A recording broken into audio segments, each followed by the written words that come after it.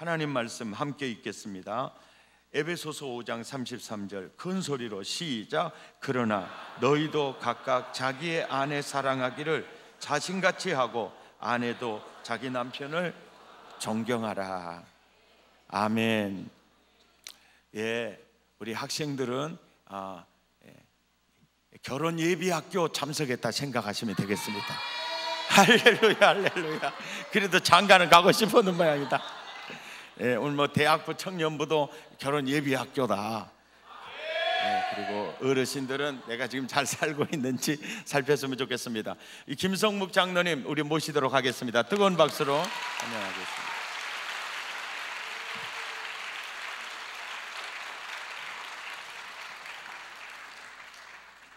할렐루야. 여러분 다시 이렇게 만나서 반갑습니다. 목포 사랑교회 제가 두 번째인 것 같은데요. 감동적인 것은 우리 중학교, 고등학교, 대학 청년부들이 함께 이렇게 부모님들과 예배를 드린다는 거, 사실은 한국의 어느 교회에서도 볼 수 없는 가장 아름다운 예배 광경입니다.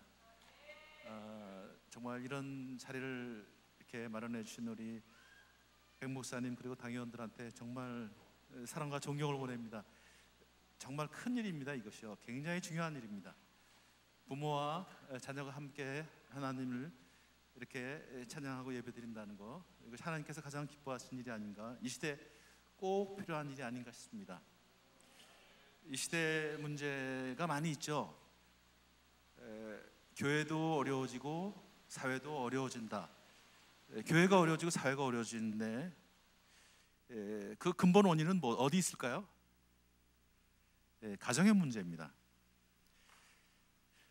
하나님은 교회 이전에 가정을 만드셨거든요. 국가 이전에 가정을 만드셨거든요. 천지창조의 가장 클라이막스에 가정이라는 생명나무 공동체를 만드셨어요. 왜 가정을 만드셨을까요? 인간은 하나님 형상을 닮았는데요, 하나님의 형상으로 지어졌잖아요. 근데 하나님의 형상으로 지어졌다는 게 무슨 의미일까요? 여러 가지가 의미 있는데 가장 중요한 핵심적인 가치를 하나 들려면 뭘까요? 예, 사랑 맞아요. 근데 사랑보다 더 기본적인 게 있어요. 뭐예요? 예? 예, 따라서 할까요? 관계. 사랑은 어디서 싹 트요? 관계에서 싹 트는 거거든요. 그러니까 가장 중요한 것은 관계입니다. 여러분 사회 시간에 그런 얘기 들으셨죠? 인간은 사회적인 동물이다. 누가 한 얘기예요? 아리스토텔레스가 한 얘기죠. 인간은 사회적인 존재다, 사회적인 동물이다. 이 얘기는 무슨 얘기냐면 인간은 섬처럼 혼자 살 수 없는 존재다. 관계 속에서 사는 존재라는 거예요. 하나님도 삼위일체 하나님으로 존재하셨거든요. 그러니까 하나님의 형상으로 인간을 지으셨다는 것은 인간은 이렇게 관계 속에서 살도록. 교회도 무슨 공동체예요? 관계 공동체 아닙니까? 그 관계를 훈련한 곳, 관계를 경험한 곳, 가장 최초의 공동체가 어디예요? 바로 가정이라는 공동체예요. 그래서 가정을 지어주신 거예요. 아담을 하나님이 지으시고, 아담을 지으신 모습, 아담이 혼자 사는 모습을 보고 하나님 뭐라고 말씀하셨어요? No good. 독초하는 것이 좋지 못하니 no good. 하나님은 그걸 원하시지 않으셨어요. 관계 속에 살기를 원하셨어요. 그래서 하와를 지으신 거예요. 그리고 생육하고 번성하고 충만하고 정복하고 다스리라는 명령을 주셨어요. 오늘날 우리 시대의 문제는 뭐예요? 관계가 깨어지고 있다는 사실입니다. 우리 가정의 관계가 깨어지고 있어요. 건물은 좋아지고 있어요. 가구는 좋아지고 있어요. 그러나 관계가 깨어지고 있다는 거예요. 교회 문제가 뭐예요? 건물은 좋아지고 있어요. 뭐가 깨지고 있어요? 관계가 깨어지고 있다는 거예요. 이것이 한국 교회와 한국 가정의 문제인데, 지금 이것이 사회를 굉장히 어렵게 만들고 있어요. 가정이 회복이 되면 교회가 회복이 되고요, 또 교회가 회복이 되면 우리 사회가 회복이 될 것입니다. 뭐의 문제예요? 관계의 문제입니다. 관계를 다른 말로 하면 뭐의 문제예요? 소통의 문제입니다. 지금 한국 사회 문제가 뭐예요? 소통이 안 되고 있다. 불통의 시대, 불통을 넘어서 꼴통의 시대라고 얘기를 할 정도로 그렇게 소통이 안 돼요. 가정의 문제는 또 뭐예요? 소통이 안 되고 있어요. 소통이 잘 돼야 한다는 거죠. 그래서 오늘은 제가 이제 파워포인트를 또 준비했는데 한번 결혼의 진실, 부부의 소통이라는 소통에 약간 포커스를 좀 맞춰서 오늘 얘기를 좀 해보도록 하겠습니다. 그런 말이 있어요. 여러분 그 허준이라는 분 아시죠? 동의보감을 지으신 분 허준 선생님, 한국이 낳은 정말 세계적인 그런 한의학자죠.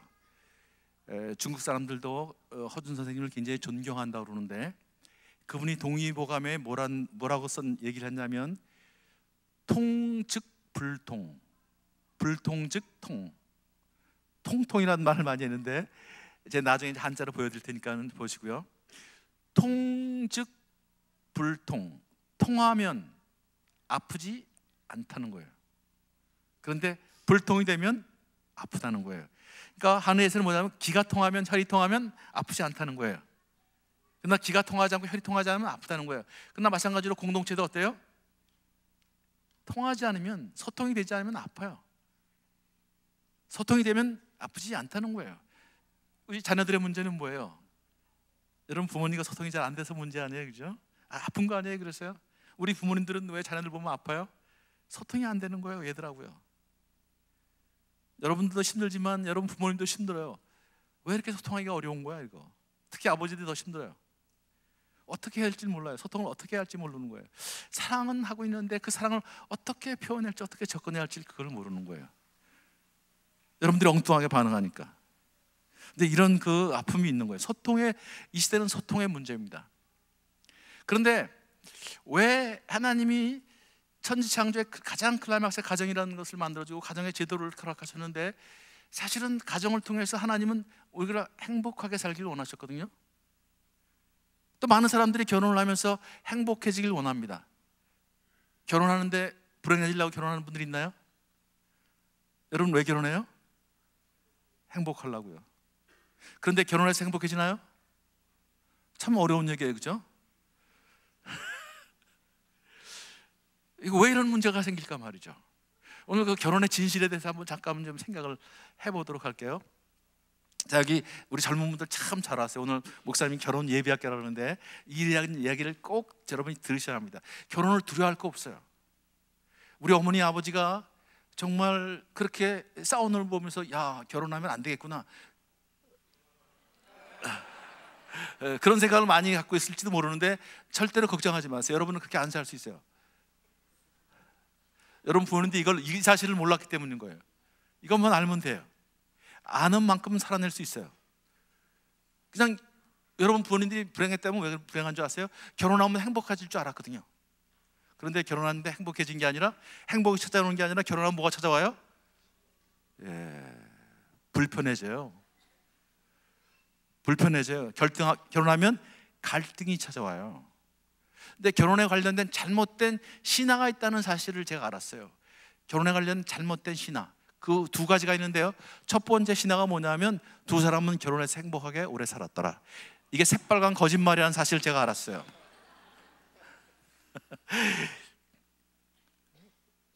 결혼하면 갈등이 찾아온다.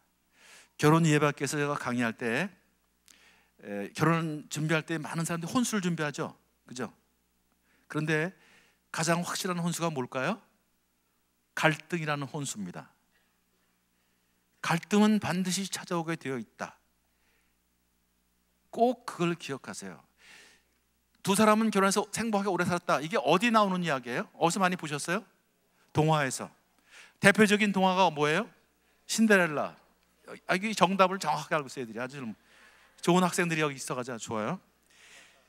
신데렐라. 그 왕자하고 신데렐라가 만나서 그 어려운 환경 속에서 전혀 신분이 다르고 말이죠. 그런 상황 속에 만나서 얼마나 어려움이 많았어요. 얼마나 반대가 많았어요. 그런데 결국 두 사람이 만나서 화려한 결혼식을 합니다. 맨 마지막에 나오는 얘기가 바로 두 사람은 결혼해서 행복하게 오래 살았더라. 이런 것을 가리켜서 신데렐라 신드롬이라고 그래요. 신데렐라 신드롬. 그래서 한때 거의 대한민국의 연속극의 주제는 신데렐라 신드롬입니다. 회장 아들과 평범한 여직원 사이의 로맨스. 그죠? 다 그런 거였죠. 그래서 얼마나 반대가 많아요. 울고 헤어지고 다시 만나고 그 어려움 속에서 결국은 두 사람이 다시 만나요. 그래가지고 마지막 장면은 뭐예요? 항상 화려한 그런 연속극일수록 화려한 결혼식으로 끝나요. 그러면 딱 이제 대단원의 막이 내리는데, 그러면 사람들은 다 뭐라고 생각하냐면 두 사람은 행복하게 오래 살았을 것이라고 착각을 합니다. 대단한 착각이거든요, 그게요. 예, 결혼하면 행복해지는 것이 아니라 반드시 갈등이 찾아온다. 왜냐하면 살아있는 생명체이기 때문에 만나면 갈등을 하게 돼 있어요. 다른 환경 속에서 자랐기 때문에, 서로 추구하는 것이 다르기 때문에, 가치관이 다르기 때문에 다 달라요. 그래서 갈등이 일어나게 돼 있어요. 불편하게 돼 있어요. 양말도 함부로 못 벗어요. 양말을 벗으면 바로 뭐라고 얘기 들어요? 발냄새 난다. 남자들은 전혀 문제가 안 됐거든요. 냄새가 나도 참고 살았거든요. 그리고 양말을 벗어놔도요, 그 다음날 보면 어머니가 다 치워주셨거든요. 그런데 아내는 그걸 못 참아요. 사람을 무시하는 거냐? 언제 무시했어요? 그냥 하던 대로 살아가는 건데 말이죠. 불편해요. 불편해. 그래서 괴테가 한 유명한 얘기가 있어요. 불편해지기 싫으면 결혼하지 말아라. 그러나 행복해지길 원하면 결혼해라. 이렇게 얘기했거든요. 그러니까 불편을 감수할 수 있는 그런 준비가 되어 있어야 되는 거예요. 근데 현대 가정에는요, 애정의 기능과 경제 기능만 남아있다고 얘기합니다. 애정 기능. 그러니까 사랑이 식으면, 갈등이 오면 어떻게 생각해요? 잘못 만났구나 이렇게 생각하는 거예요. 잘못 만났구나. 더 갈등이 심해지기 전에 빨리 정리하자, 새로운 사람을 찾자, 이렇게 얘기를 한다는 거예요. 그것이 잘못이라는 것이죠. 여러분, 신데렐라가 과연 행복했을까요? 아니죠. 교육이 잘 돼 있어야죠. 신데렐라가, 저하고 제안하고 신데렐라가 어떻게 됐을까 한번 분석을 해봤어요. 그런데 신데렐라는 행복할 확률이 매우 낮아요. 두 사람은 거의 이혼 직전까지 갔을 거예요. 아마 사회적인 그런 체면 때문에 이혼을 못했을 거예요. 그러나 눈물 속에 살았을 거예요. 왜 그랬을까요? 두 사람은요, 아무리 왕자고 아무리 미리지만 죄인이에요. 결혼은 죄인과 죄인이 만나는 거예요. 그런데 죄성으로 가득 찬 죄인이에요. 여러분 다 죄인 아니에요? 우리가 하나님이 우리를 그리스도 예수님 때문에 우리를 의인하고 칭해 주신 거죠. 우리는 안에 죄성이 있어요. 그러니까 이 왕자하고 이 신데렐라도 죄인과 죄인이 만난 거예요. 그런데 그 사람들이 예수님을 만났다는 얘기가 없어요. 그죠? 그 죄성을 그대로 갖고 있어요. 신데렐라는 상처가 많은 여자예요. 그 상처가 두 사람의 관계를 매우 어렵게 만들었을 거예요. 두 사람은 또 문화가 달라요. 근데 결정적인 건 뭐예요? 두 사람이요, 왕자는 아버지 학교를 안 했어요. 신데렐라는 어머니 학교를 안 했어요. 그리고 이런 강의를 전혀 들어본 적이 없어요. 두 사람이 행복할 확률이 매우 낮다. 이것이 현실이라는 거죠. 가정사역자들은 부부에는 세 가지 유형이 있다고 얘기를 합니다. 갈등을 억누어 사는 부부, 갈등을 회피하며 사는 부부, 갈등을 극복하며 사는 부부. 공통점은 뭐예요? 갈등이 있다는 거. 그러니까 여러분, 결혼하게 되면 갈등은 반드시 온다는 걸 생각하세요. 갈등이 오면 잘못 만나고 생각하지 마시고, 하나님이 갈등을 허락하셨구나, 올 것이 왔구나. 왜 갈등을 허락하셨을까요? 갈등을 통해서 인간은 성장하고 성숙하는 거예요. 그러면서 행복을 알아가는 거예요. 여러분, 하나님은요, 결혼한 제도를 통해서 여러분과 우리를 인격적으로, 영적으로 성숙시키기도 원하세요. 인간이 성숙하려면요, 외로움이라는 광야를 통과하지 않으면 성장할 수가 없어요. 그런데 인간을 정말 성숙시키는 가장 중요한, 가장 소중한 광야가 어딜까요? 사실은 가정이에요. 왜 그럴까요? 여러분, 가장 외로울 때가 언제가 외로워요? 혼자 있을 때 외로운가요? 혼자 있으면 편할 때도 있어요. 그죠? 특히 남자들은 혼자 있으면 편해요. 며칠 안 가요. 근데 그게요, 한 3일 동안은 편하대요. 그 다음부터 3일 지나면 남자들은 어쩔 줄 모른대요. 여자들은요 3일 동안 울고 다니다 사흘째부터 슬슬 웃기 시작해가지고 일주일 되면 만사 부른대요. 남자들은 일주일 되면 완전히 팽이 되고요. 하나님 그걸 아셨어요.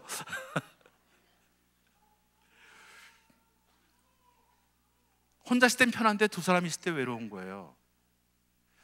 아내는 너무나 힘들어서 부엌에서 혼자 눈물 짓고 있는데, 말 못하고 있는데, 그런 많은 고통 가운데, 그런데 남편은 야구 보면서 웃고 있는 거예요. TV 보면서 박수치고 있는 거예요. 그때 아내는 외로운 거예요. 그렇지 않습니까, 아내 여러분? 우리 남편 여러분 언제 외로워요? 여러분 회사에 가서 당하고 와가지고 말이죠, 여러분 상사, 여러분 나이가 어린 상사한테 당하고 나서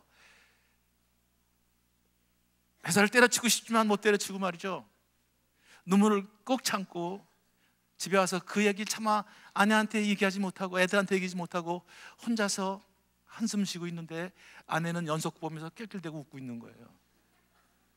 그때 외롭지 않나요? 여러분, 가정이라는 것은 이런 거예요. 가장 천국과 지옥을 왔다 갔다 하는, 어떤 분 얘기로 냉탕과 온탕을 왔다 갔다 하는 곳이 이게 가정이라는 곳이거든요. 그래서 그 속에서 우리는 하나님을 더 깊이 알아가는 거예요. 아, 결국은 하나님밖에 없구나. 그러면서 영적으로 성숙하는 거예요. 인격적으로 성숙해가는 공동체가 바로 가정이라는 공동체거든요. 갈등을 통해서 하나님은 우리를 그리스도의 장성한 분량에 이르도록 성장시키시는 거예요. 또 교회라는 공동체가 우리를 성숙시키는 것이에요. 무조건적인 사랑, 그죠? 보기 싫은 사람도 우리가 용납해야 되잖아요. 용서해야 되잖아요. 품어야 되잖아요. 그러면서 사실은 우리 자신이 확대되어 가는 것이에요. 그러면서 공동체가 성장하는 거거든요. 세상이란 공동체는 어때요? 마음에 안 들면 내보내요. 가차없이 잘라요. 능력이 부족하면 가차없이 잘라요. 그러나 그런 실수와 잘못을 용납하고 관용하고 품어주고 세워주는 공동체가 어디예요? 가정과 교회라는 것이죠. 그러면서 우리는 함께 성장하고 성숙해가는 거예요. 그러니까 여러분, 절대로 갈등이 오면 잘못 만났다고 생각하지 마세요. 미국에서 대학에서 조사를 해보니까 갈등이 심해졌을 때 이해서는 안 되겠구나, 그래서 이혼을 선택하는 사람들이 있어요. 그 사람들과 갈등이 있음에도 불구하고 어떻게 하든지 그 갈등을 극복하여 사는 부부들을 10년 뒤에 그분들의 삶의 질을 조사해 봤어요. 그런데 그렇게 어려운 갈등을 지나온 사람들의 삶의 질이 이혼한 사람들, 차선책이라고 생각했던, 아니 그 당시로 봐서는 최선책이라고 생각했던 이혼을 택한 사람들보다 삶의 질이 훨씬 더 높았다는 거예요. 그러니까 갈등이 있으면 여러분 절대로 갈등을 두려워하지 마세요. 갈등을 극복해 나가면 되는 거예요. 누구든지 다 갈등 속에 있어요. 자, 그런데 많은 사람들이 갈등하는데 왜 갈등해요? 갈등의 원인이 뭐래요? 그렇죠. 이 정답을 너무 잘 얘기해가지고 우수한 학생들이 박수 한번 쳐주실래요? 아주 척척 답을 맞춰요. 예, 성격 차이 때문에 못 살겠어요. 그래요. 근데 제가 이게 새빨간 거짓말이라는 사실을 알았어요. 60% 이상이요 성격 차이 때문에 못 산다고 합니다. 그래서 여러분 신문이나 TV나 보면 톱 탤런트 누구누구 파경 그렇게 나오죠. 그럼 뒤에 그 다음에 뭐라고 나와요? 네, 돌이킬 수 없는 성격 차이로 이렇게 나와요. 그러면 사람들이 다 맞아, 저 커플도 성격 차이 때문에 잘못됐구나, 다 그걸 인정해요. 그런데요, 제가 이 성격 차이로 이혼한다는 게 새빨간 거짓말이라는 사실을 알았어요. 이게 사탄의 속삭임입니다. 거짓이에요. 여러분 저기에 속지 마세요. 제가 그 증거를 대볼까요? 자, 우리 여기 이제 여기도 연애하는 사람들 있을지 모르겠어요. 자, 연애 결혼하신 분 손 들어보세요. 연애 결혼하신 분들이요? 예, 연애 결혼하신 분들 있죠? 자, 연애 결혼하실 때 성격 차이 때문에 연애가 안 된 사람 손 들어보세요. 여러분 연애할 때 성격 차이 때문에 연애가 안 됐으면 결혼을 못했죠? 안 했죠? 근데 다 하셨죠? 근데 결혼하고 나니까 성격이 달라졌나요? 아니죠. 여러분 연애할 때 성격이 달라서 연애가 안 돼요? 전혀 문제가 안 돼요. 그런데 왜 결혼하면 성적 차이 때문에 문제가 생길까? 여러분 선배들 말이죠, 결혼 예배학교 가서 제가 강의를 하거든요. 그래서 왜 이 사람을 배우자로 선택했냐고 물어보면 남자들은 뭐라고 얘기했냐면 이 여자가 성격이 좋대요.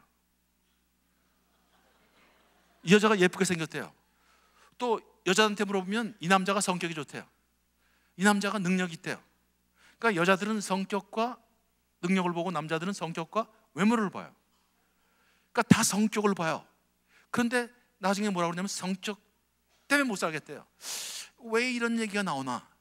그런데 그것이 사탄이 심어준 생각이에요. 인간은 죄를 지은 이후에 끊임없이 자기 책임을 회피합니다. 선악을 알게 한 다음에 열매를 먹고 숨었을 때 하나님이 아담에게 물으십니다. 누가 먹으라고 했느냐? 아담이 뭐라고 그래요? 하나님이 주신 저 여자가 먹으라고 해서 먹었어요. 누구 책임이에요? 하나님의 책임이에요. 하나님이 주셨잖아요. 그러니까 내 책임이 아니라 하나님의 책임이래요. 그러니까 하와한테 가서 물으셨어요. 하와야, 누가 먹으라고 그랬느냐? 그랬더니 뭐래요? 뱀이 먹으라고 해서 먹었대요. 뱀은 누가 만드셨어요? 하나님이 만드셨어요. 이게 누구 책임이에요? 하나님의 책임이에요. 자, 부부는요, 누가 만나게 하셨어요? 하나님 만나게 하셨다 그러죠? 하나님께서 만나게 하신 걸 나눌 수 없다 그랬는데 하나님한테 그러는 거예요. 성격 차이 때문에 못 살겠어요. 그러면 누구 책임이에요? 또 하나님 책임이에요. 인간은 끊임없이 죄를 지은 이후에 죄성 때문에 끊임없이 책임을 회피합니다. 내 책임이 아니라는 거예요. 그러나 여러분,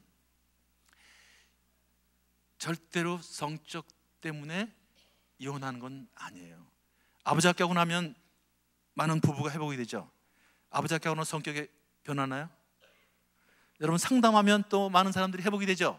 상담하면 성격이 변하나요? 아니에요. 이 비밀을 여러분이 아셔야 돼요.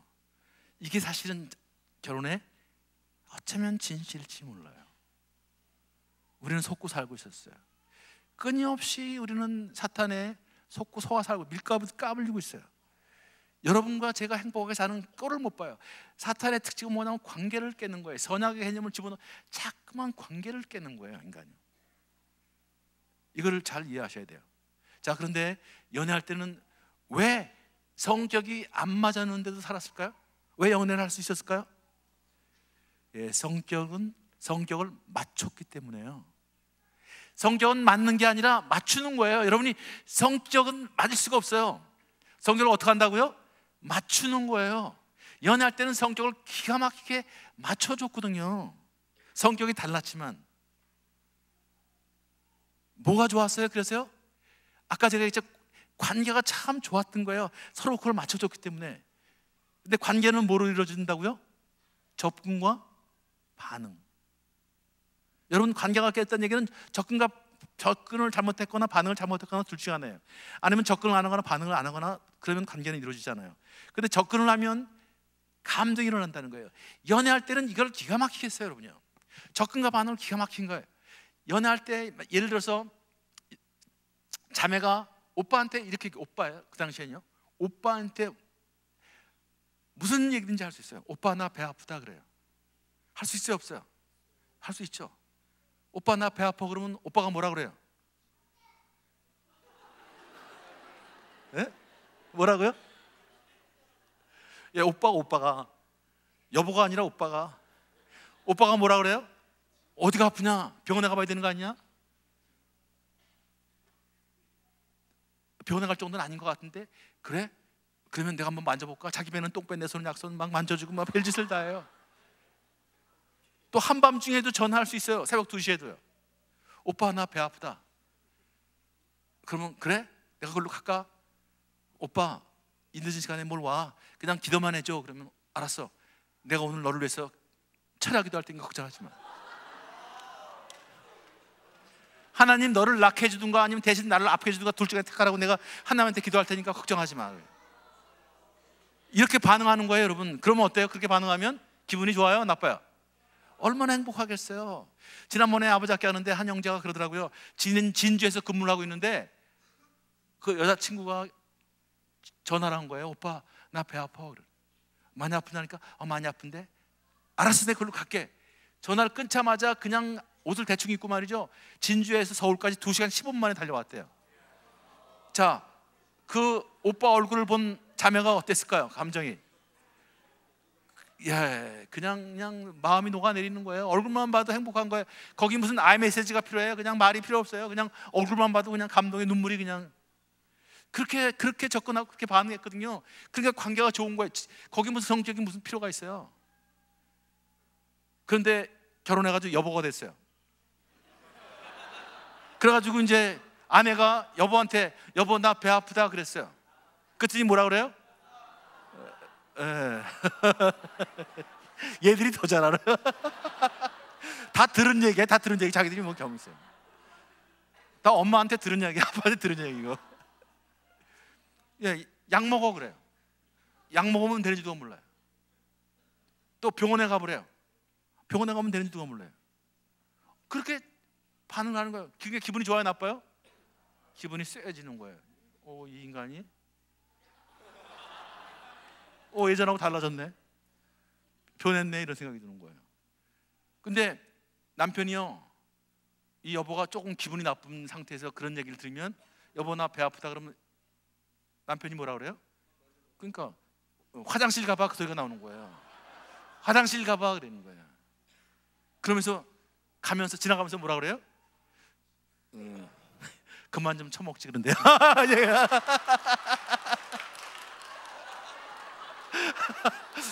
다 들은 이야기야. 이거 다 들은 얘기예요. 얘들이 어떻게 만들어내겠어요 이걸요.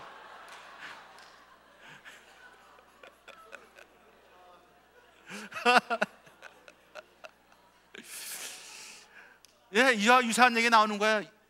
야 화장실 가봐. 그리고 돌아서면서 가면서 뭐라 그러는지 아세요? 네 처음부터 많이 먹을 때 알아봤다. 그러고 아내가 기분이 좋아요, 나빠요? 감정이 확 상하는 거예요. 그래서 이제 남편 말대로 꾹 참고 화장실 갔다 왔어요. 돌아왔는데 남편이 앉아서 밥을 먹고 있는 거예요. 신나게 먹고 있어요, 혼자서. 기분이 좋아요, 나빠요? 감정이 상해요. 그럼 속으로 어떤 마음이 들어요? 저게 시충인가 저게? 그럼 들어오다 말고 어떻게 해요? 문을 쾅 닫고 나가버려요. 자, 그러면 그렇게 반응한 아내를 보고 남편은 기분이 좋아요, 나빠요? 기분이 또 나빠져요. 저 문제였어요, 여러분요. 감정이 상하면 관계가 깨지고 관계가 깨지면 감정이 상하는 거예요. 꼴도 보기 싫은 거예요. 그래서 불화와 갈등이 심해지면 감정은 계속 부정적인 강화현상을 벌이는 거예요. 점점 더 부정적으로 변해요. 꼴도 보기 싫어요. 손 대는 것도 싫어요. 그죠? 쳐다보는 것도 싫어요. 말하기도 귀찮아져요. 말하기도 짜증이 나요. 말을 안 해버려요. 그래가지고 이 관계는요 상호 경직이 돼요. 접근과 반응이 자유자재로 오는데 서로 화를 내다가 상호 경직이 된다는 얘기 뭐예요? 접근과 반응이 사라져요. 경직이 돼버려요. 한 사람은 계속 접근하고 한 사람은 피해요. 자, 누가 접근하고 누가 피할까요? 누가 피할 것 같아요, 여러분요? 여러분 가정에서? 아빠가 피하죠? 아빠가 피해요. 대개 동서고금을 망라하고 피하는 게 남편이랍니다. 그래서 이렇게 접근하는 걸 뭐라고 그러냐면 몰두형이라고 그러고요, 전문적인 용어로. 피하는 걸 회피형이라고 그래요. 그러니까 몰두형과 회피형으로 처음엔 서로 공격해서 서로가 누가 오르냐 싸우다가 어느 순간부터 한 사람이 피하기 시작하는 거예요. 그래서 부부 갈등이 심해질 때 남편들이 말이죠, 아내한테 듣는 말 중에서 가장 무서운 말이 뭐예요? 네? 얘기 좀 해. 박수 한번 보내. 박수 한번 해. 얘들아, 이 아이들이요 어른의 거울이에요. 다 얘들 보고 있어요. 얘들을 보고 다 우리는 가정을 보고 다 알고 있어요. 남편이 제일 두려워하는 말이니 아내가 여보 얘기 좀 해. 이게 무서운 거예요. 가슴이 철렁한 거예요. 어떤 이 정신과 닥터는요 그렇게 상담을 많이 하시는 분인데 아내가 여보 얘기 좀 해 그러면 머리가 녹아내리는 것 같아요. 멍해지고 무슨 얘기를 할지 모른다는 거예요. 왜 이런 일이 벌어질까요? 자, 영상을 한번 볼까요? 자, 남자들이 얼마나 힘들어하는지 한번 보세요. 두 번째 영상 한번 볼게요. 그 대화, 남녀의 차이 대화요. 이거 스니커스 여러분 보셨죠? 진짜 웃겼다니까. 네, 그거예요. 보세요. 아 오빠 나 요즘 살찐 거 같지?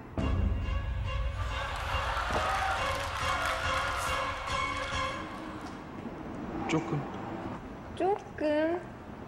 뚱뚱한 여자랑 다녀서 되게 힘들겠다. 우리 헤어져. 어? 오빠 나 요즘 살찐 거 같지? 아니야.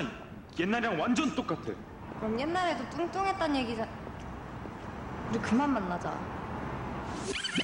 오빠 나 요즘 살찐 거 같지? 글쎄, 난 잘 모르겠는데. 잘 모르겠어. 오빠 왜 이렇게 나한테 관심이 하나도 없어? 우리 그만하자.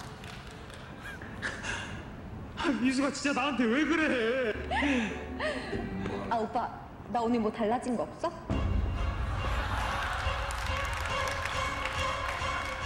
있을 텐데.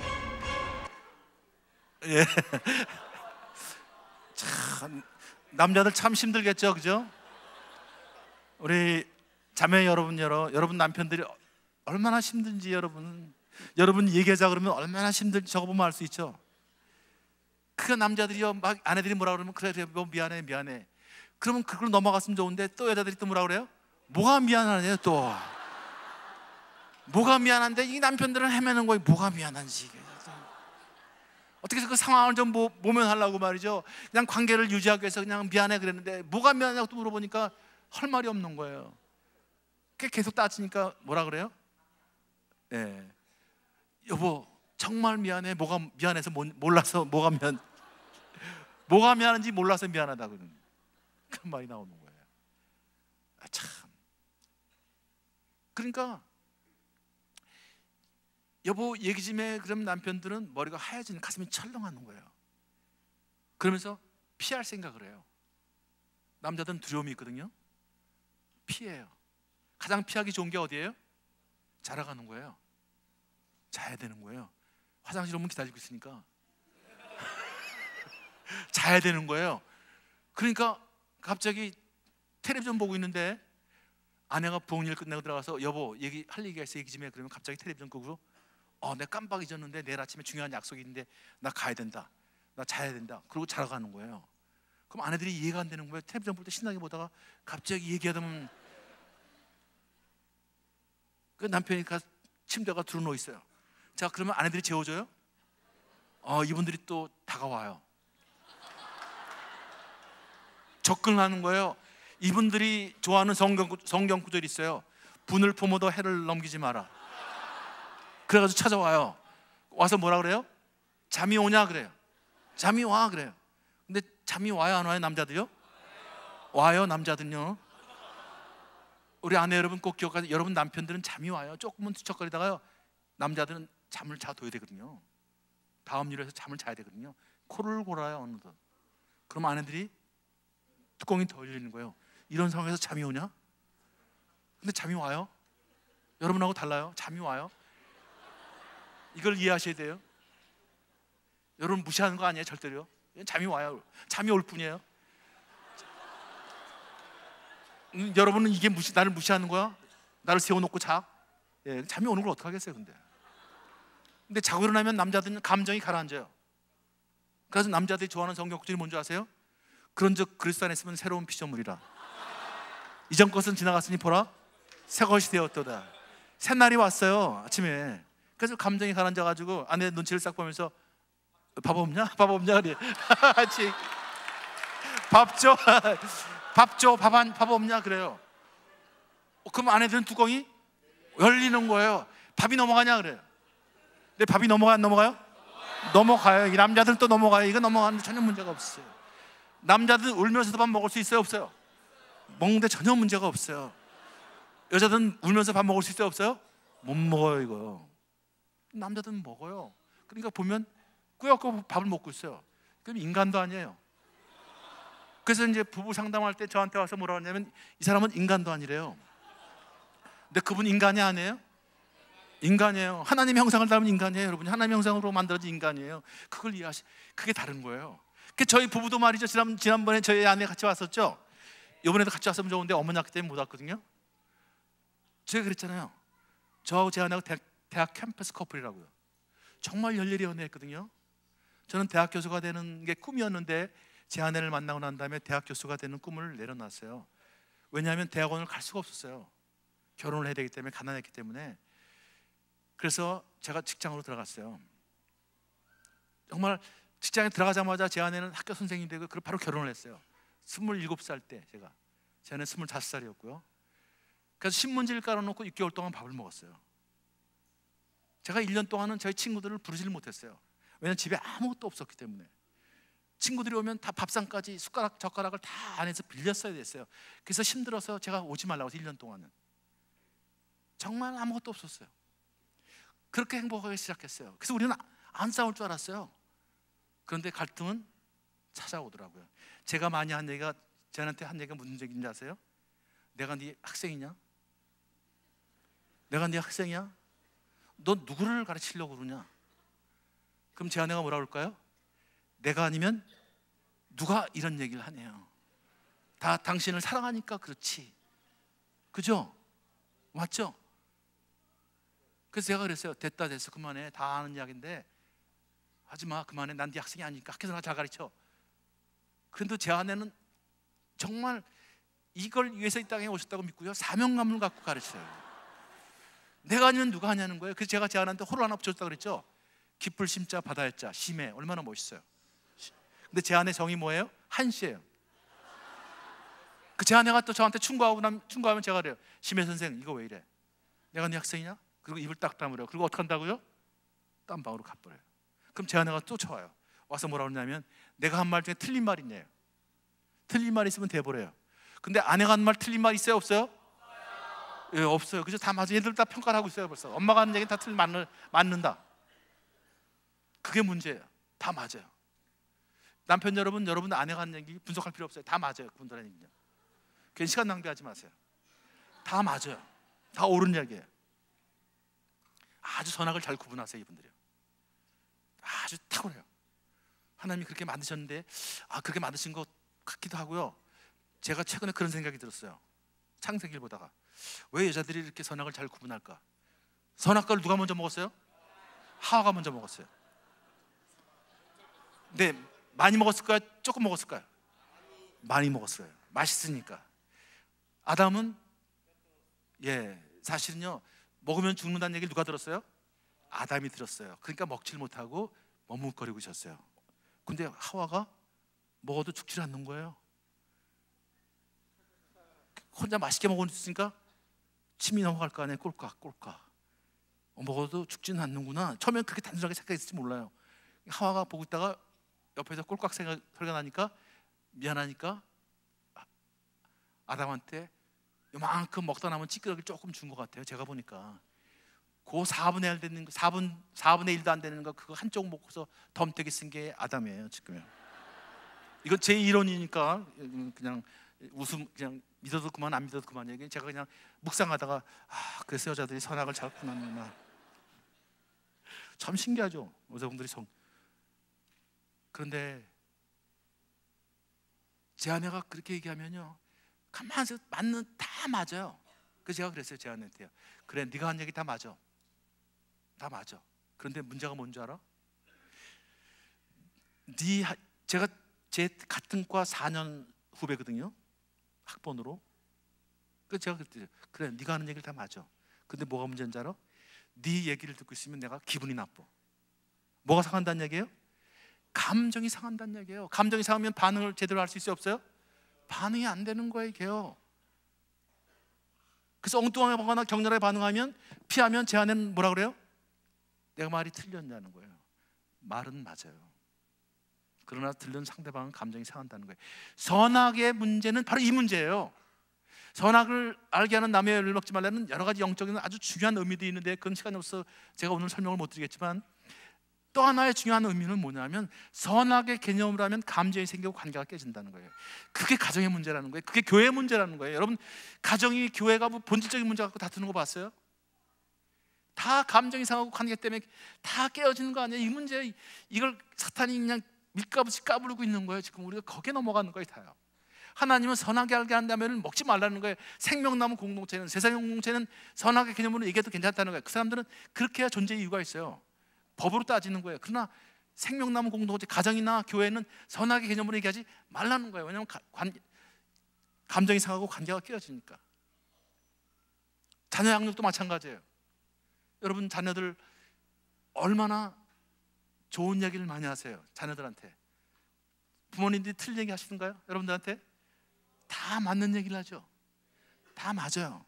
부모님 얘기는 다 옳은 얘기예요. 그래서 에베소 6장 4절이 바로 그런 얘기예요. 주의 교훈과 훈계로 양육하라는 거예요. 다 주의 교훈과 훈계로 양육해요. 그런데 뭐가 문제예요? 그 바로 앞에 에베소 6장 4절에 그 앞부분에 중요한 단서가 있어요. 뭐예요? 아비들아 자녀를 노엽게 하지 말고, 무슨 얘기예요? 감정을 상하게 하지 말라는 거예요. 감정을 상하게 하면서 주의 교훈과 훈계로 양육하면 무슨 의미가 있냐는 거예요. 그러니까 애들이 엉뚱하게 반응하는 거예요. 격렬하게 반응하는 거예요. 말을 안 듣는 거예요. 짜증을 내는 거예요. 그러면 아버지 어머니는 더 화가 나. 이 자식아, 아버지가 한 말이 틀렸어? 맞은 말 맞아요. 옳은 말을 하셨어요.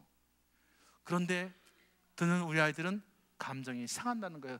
우리 자녀들 감정이 상할 때가 많죠.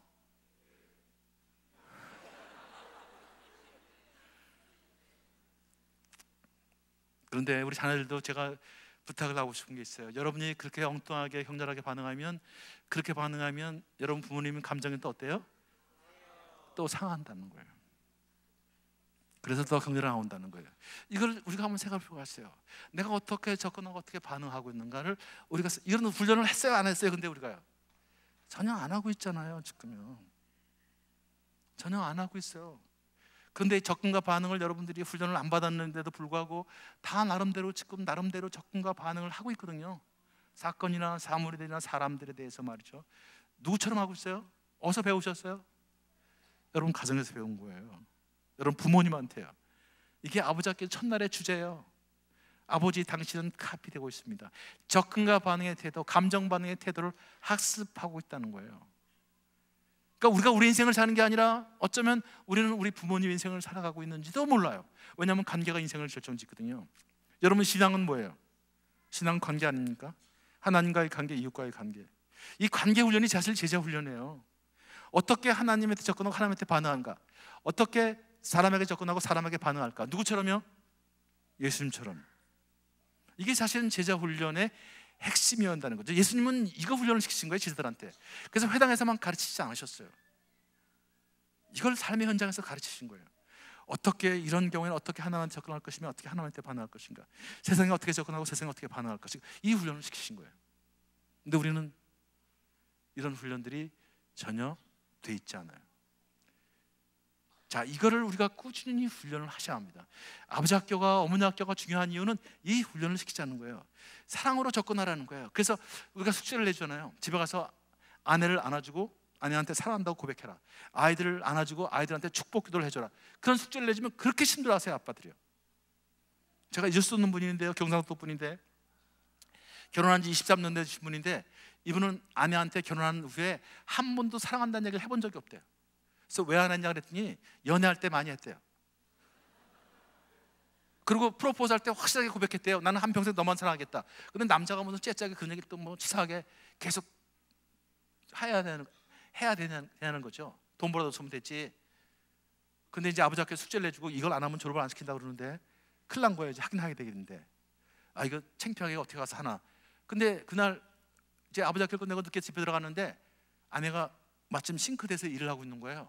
그래서 뒤로 가가지고 엉거추춤 하면서 뒤에 가서 아내한테 여보 사랑해 그랬어요. 아내가 얼마나 놀랐겠어요. 23년에 처음 들어봤으니까.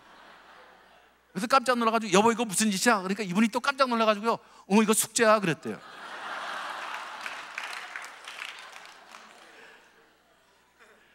그런데도 아내가 그렇게 좋아하더래요. 그 다음날 좀 일찍 들어갔더니 아내가 정면에서 나오더래요. 정면에서 나오는 아내를 꼭 껴안으면서 여보 사랑해 그랬더니요, 아내가 품 안에 안겨서 가만히 있더래요. 그래서 뭐라 그랬을까요? 이번엔요, 여보 이번엔 진짜야 그랬대요. 그런데 그 순간에 아내의 눈에서 눈물이 툭 떨어지더래요.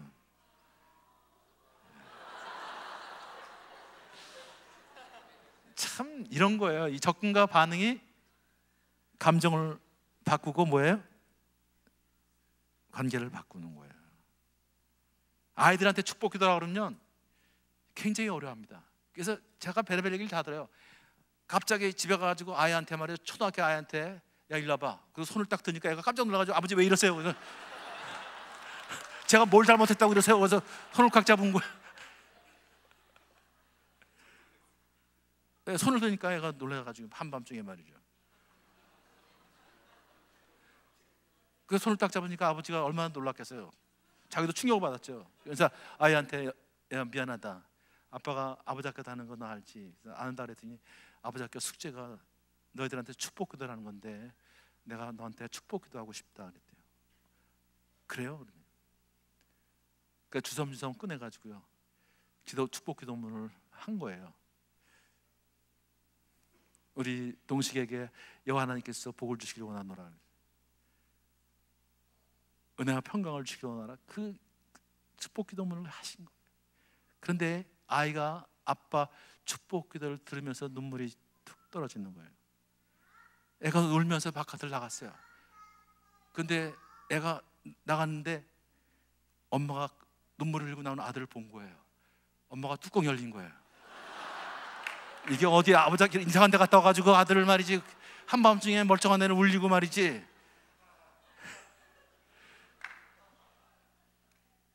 그래서 소리를 질렀어요. 당신 애한테 무슨 짓을 해가지고 애가 이렇게 울고 있다.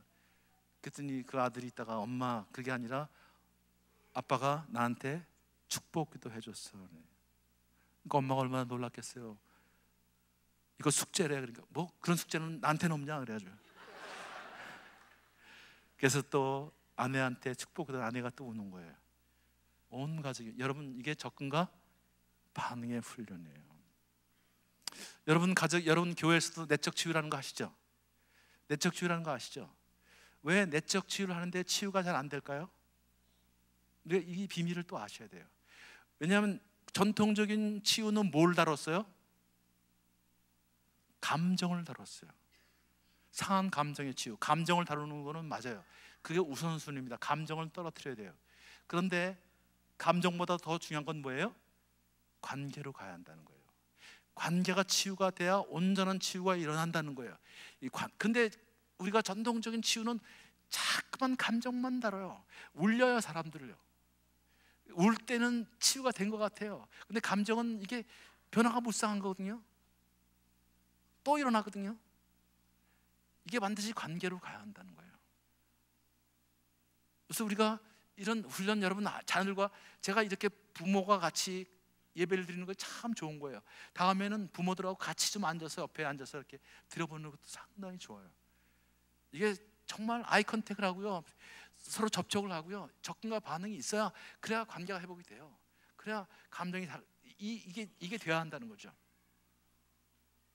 그러니까 접근과 반응의 문제였다는 거, 이게 잘 내가 지금 어떻게 접근하고 어떻게 반응하는가 이걸 살펴보셔야 돼요. 자, 그래서 여기서 팁을 하나 드리면 말이죠, 감정이라는 것이 상할 수가 있어요. 감정은 금방 욱하고 올라올 수 있어요, 그렇죠? 기분 나쁘면요. 자, 그런데 이 감정을 어떻게 떨어뜨리냐, 감정을 떨어뜨리는데 감정을 어떻게 떨어뜨리냐가 문제죠. 그래서 많은 학자들이 이제 감정을 다룰 때 이렇게 얘기합니다. 그때 심호흡을 해라. 즉각 반응하지 말아라. 감정을 떨어뜨리기 위해서 심호흡을 해라. 그리고 잠깐 작전 타임을, 불같이 말하는 사람들은 그냥 욱하고 내뱉잖아요. 그래서 감정이 더 상대방을 더 경로시키잖아요. 그때 심호흡을 크게 하라는 거죠. 아니면 눈을 감으라는 거. 또 좋은 일을 생각하고 잠깐 밖으로 나가라. 뭐 별 얘기를 다 하는데, 자, 이런 것을 부부관계에서 전략적 부부치료라고 그러거든요.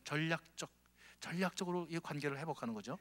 자, 저희 부부는 어떻게 이걸 했냐면, 감정이 상하니까 저는 제 아내가 어떻게 약속을 했냐면요, 기분이 나쁘면 기분 나쁜 사람이 먼저 웃자 그랬어요. 그러니까 제 아내가 뭐라고 얘기를 했는데 제가 기분이 나빠요. 그럼 제가 웃어요. 그럼 웃을 상황이 아니에요 지금요? 웃을 상황이 아니면 제 아내가 금방 눈치를 채요. 이 사람이 화가 났구나. 그럼 저한테 물어봐요. 여보 화났어요? 그래요. 그럼 제가 더 크게 웃어요. 그럼 무슨 의미예요? 화가 정말 많이 났다. 그러면 제 아내가 금방 알아요. 이 사람이 화가 많이 났구나. 그러면 어떻게 해요? 저한테 접근하는 걸 바꿔요. 내가 뭔가 접근을 잘못했구나, 반응을 잘못했구나. 그러면 금방 바꿔요. 아까 내가 이렇게 한 게 당신을 마음을 상하게 했어요? 라고 바꿔요. 그러면서 제가 그래요. 한번 같이 웃자 그래요. 그래서 한번 크게 웃어요. 근데 놀라운 사실은 제 아내는 접근 반응을 바꾸죠. 저는 웃으면서 어떤 일이 벌어져요? 웃으면 이 감정을 컨트롤하는 건 뭐예요? 감정이 행동을 익히는데, 반응을 익히는데 감정을 컨트롤하는 게 뭐예요? 뇌거든요, 뇌. 그런데 제가 웃으면 뇌에서 뭐가 나와요? 호르몬이, 엔돌핀이라는 호르몬이 분비가 되면서 감정을 바꿔주는 거예요. 한번 여러분 크게 웃어보실래요? 하나 둘 셋 한번 크게 한번 웃어보세요. 하나 둘 셋. 어때요? 지금 감정이 어때요? 감정이 변한다는 거예요. 이 뇌는요 이상해가지고요, 그냥 웃어도요 얘가 속아가지고 그냥 엔돌핀이 나와요. 저를 그냥. 하나님이 인체를 신묘막측하게 지으셨어요. 제가 웃는 사이에 제 감정이 변한다는 거예요. 그럼 제가 화를 내야 안 해요? 안 내고 제가 적절하게 반응할 수 있다는 거예요. 그게 훈련을 했어요. 여러분 관계 훈련, 이런 데 투자를 하셔야 여러분 관계가 좋아지는 거예요. 그냥 되는 게 아니에요. 관계 훈련이라는 것은 아이디어를 내세요. 창의적인 아이디어로요. 요즘에는요 이제 웃는 것도 조금 한 수가 더 고차원이 되니까 뭐라고 그러냐면, 그런 웃지 않고도 하는 방법이 있더라고요. 또 어느 날 제 아내가 뭐라고 기분이 나빠서 제가 그랬어요. 웃지도 않고요, 그거 속기록에서 지웁시다 그랬어요. 속기록에서 삭제합시다. 무슨 얘기예요? 없던 걸 안 들은 걸로 하자. 없던 걸로 하자. 그럼 제 아내가 금방 이제 눈치를 채요. 알았어요. 그거 속기록에서 제합시다 그래요. 어느 날 제가 얘기했더니요, 제 아내가 또 그러더라고요. 여보, 그거 속기록에서 제해요 그래요. 깜짝 놀라가지고 제가, 그래 여보, 아까 내가 이건 거 미안해. 그 속기록에서 제하자. 없는 걸로 하자. 자, 이런 훈련이 필요하다는 거예요. 근데 그냥 전혀 생각이 없는 것처럼 우리는 살아요. 그냥 하듯이 그냥 살아요. 나는 이런 사람이다 그런 말이죠. 접근과 반응을 어떻게 하고 있는가, 이거를 잘 살펴보시죠. 근데 자, 이시영 박사라는 분, 우리 한국의 최고의 정신과 닥터죠. 이분이 세로토닌이라는 책에서 이런 말을 썼어요. 사람은 감정에 따라서 움직이고 감정은 뇌에 따라 움직인다. 제가 지금 그만 한 얘기죠. 감정에 따라서 우리는 반응을 하죠. 그런데 감정은 누가 컨트롤한다고요? 뇌가 컨트롤하는 거예요. 근데 사실은 인간은 감정만 있는 것이 아니라 인간은 뭐가 있어요? 의지가 있어요. 자유의지가 있어요. 이시영 박사는 그 이야기를 못했어요. 넌 크리스찬이니까. 하나님의 형상을 담았다는 이야기는 우리한테 하나님이 자유의지를 주셨다는 거예요. 감정도 있지만 감정을 컨트롤할 수 있는 자유의지를, 선택을 내가 할 수 있다는 거예요. 감정은 상했지만 선택은 내가 할 수 있다는 거예요. 기분 나쁘게 대할 수도 있고 상대방을 기분 좋게 얘기할 수도 있고 말이죠. 그런 의지를 우리에게 주셨다는 거죠. 선악을 알게 하는 나무의 열매를 먹을 수 있는 자유도 있고 안 먹을 수 있는 자유, 절대적인 자유를 우리에게 주셨다는 것. 이걸 꼭 기억하십시오. 의지가 우리한테 있다는 것. 우리는 의지를 하나님께 드려서 우리 의지가 감정을 컨트롤할 수 있도록 계속 하나님의 방법대로 감정을 컨트롤할 수 있도록 하나님께 자꾸만 드리는 훈련을 하는 거죠. 의지가 없는 것처럼 살지 마세요. 의지가 있어요. 의지를 우리 하나님께 드리는 거예요. 하나님의 의지를 컨트롤할 수 있도록. 그런 걸 가리켜서 온유하다고 그러는 거예요. 근데 우리는 인간이요, 21세기 특징은 뭐예요? 감정에 충실하는, 감정에 충실하는, 감정대로 살려는 거예요. 이게 동물처럼 살려는 거지 이게 어떻게 인간처럼 살려는 거예요? 하나님은 우리 청년들 꼭 기억하세요. 이 포스트모던의 특징이요, 21세기의 특징이 뭐냐면 다 감성. 그러니까 사랑이 감정이 없으면 이혼하자는 거예요. 그게 잘못된 생각이에요. 여러분, 우리한테는 하나님이 우리에게 의지를 주셨어요. 여러분과 저에게 의지가 있어요. 이런 의지를 자꾸만 누구한테 드리는 훈련을 하는 거예요? 하나님한테 드리는 훈련을 하는 거예요. 이게 신앙 훈련이에요. 사실 이게 온유한 거예요. 그 의지를 하나님께 드릴 때 말이죠. 이 훈련을 하는 거죠. 자, 감동은 뇌에 따라 움직이는데 지난번에 제가 왔을 때 이 얘기했을 거예요. 사랑의 코드를 얘기했을 거예요. 남자들은 존경을 받고 싶은 욕구와 여자들은 사랑을 받고 싶은, 오늘 에베소에서 바로 이야기를 바울 사도가 얘기한 거예요. 남자들은 존경을 받고 싶은 욕구, 여자들은 사랑을 받고 싶은 욕구가 있다는 거예요. 그래서 존경과 사랑, 아내들은 남편을 존경하고 남자는 아내를 자기 몸을 대하듯이 그렇게 사랑하라고 얘기했거든요. 자, 리스펙트와 러브죠. 근데 러브라는 말을 제가 조금 더 구분해서 사랑이라는 말을 케어라고 말을 했는데, 자, 연애할 때 가만 생각해 보세요. 연애할 땐 저걸 기가 막히게 하거든요. 추우면 옷 벗어주죠. 남자들이요. 오리 가자면 심리 가자 그러죠. 심리까지 가요. 겉옷이 필요하다면 속옷까지 벗어줘요. 또 요즘에 보니까 뭐 자그마한 요 조그마한 말이죠, 지방을 맞는 핸드백 다 들어다 줘요. 자기가 무겁지 그러고 말이에요. 무겁긴 뭐가 무거워요 그거. 그렇게 지극정성으로 돌봐요. 그러니까 여자들은 어떻게 생각해요? 오빠가 나를 사랑하는구나. 그럼 이제 콩깍지가 씌우는 거예요. 근데 콩깍지가 씌우는데 현대의학이 뭘 밝혀냈냐면 사랑의 호르몬이 분비된대요.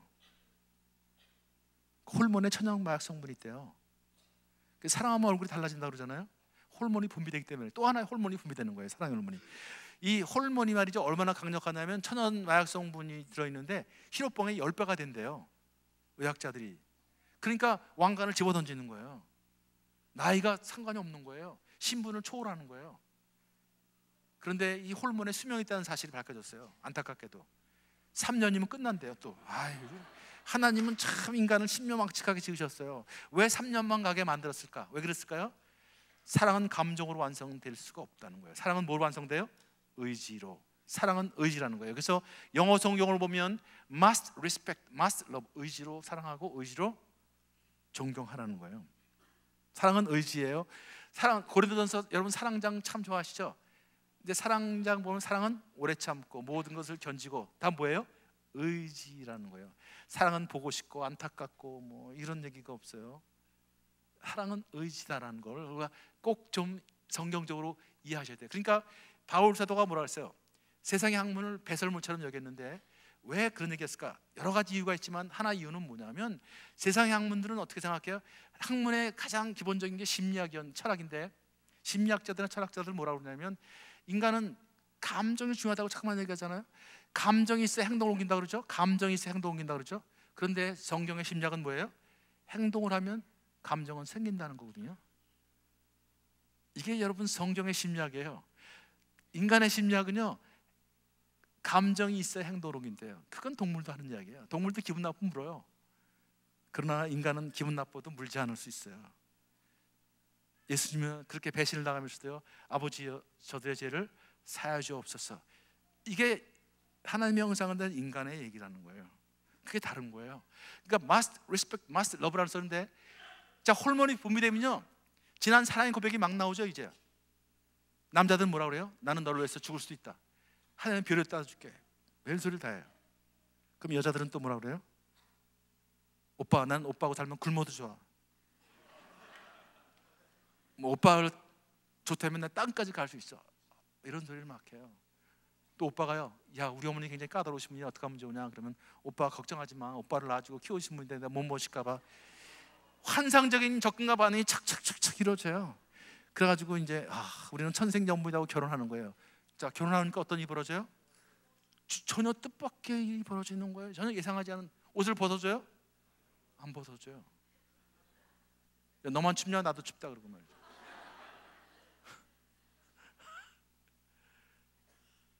그러니까 여자들이 말이죠, 그러는 거예요.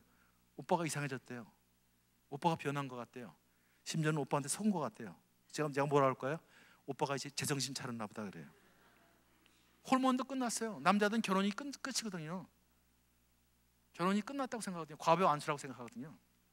여자들은 새로운 관계의 시작이고. 자, 그래서 저게 무너지는 거예요. 저거를 다시 회복시켜야 합니다. 존경과 사랑. 오늘 바로 바울 사도는 그 얘기하고 있는 거예요. 여러분, 부부가 왜 갈등해요? 왜 감정이 상해요?